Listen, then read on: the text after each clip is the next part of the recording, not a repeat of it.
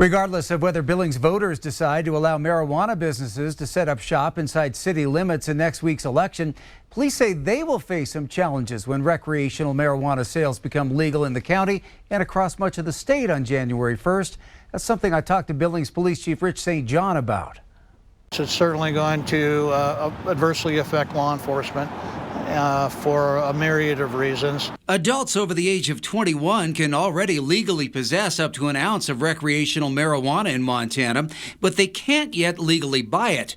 That's about to change in many Montana counties, including Yellowstone. So you're going to have the Dakotas coming over and other people coming to get your marijuana and then traveling back across.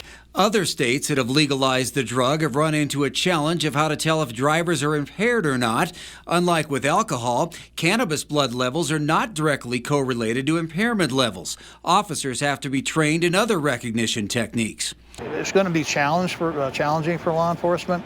I certainly am not a proponent of marijuana any way, shape, or form, and anything we can do to keep it at bay, if you will, as much as we can, has my support. When the prohibition on alcohol ended, it drove some criminal activities out of business, so it might seem logical that the same thing would happen with marijuana. That's something I asked the chief about. Yeah, it most certainly would if that's what happens, but it doesn't. I can tell you from our experience and empirical evidence from our states surrounding us and those that have recreational marijuana that the black market is alive and well. One of our main concerns is product going out the back door, especially when you start having significant taxation on it. It doesn't eliminate the criminal action.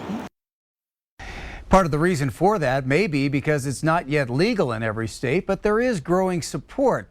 Pew Research reports the share of Americans who say marijuana should be legalized more than doubled in the last 2 decades, with 60% now saying it should be legal for both medical and recreational use. Montanans voted overwhelmingly to legalize recreational use in the 2020 election.